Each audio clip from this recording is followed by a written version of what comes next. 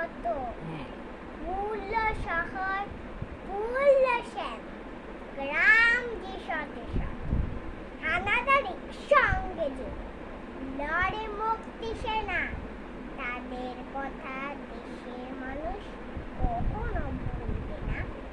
আবার দেখি নীল আকাশে পায়রা মেলে পাখা মা হয়ে যায় দেশের মাটি তার বুকেতে থাকা।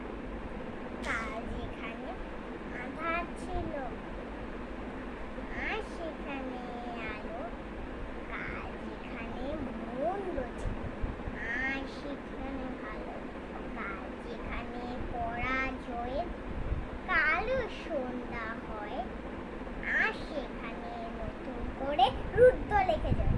ধন্যবাদ।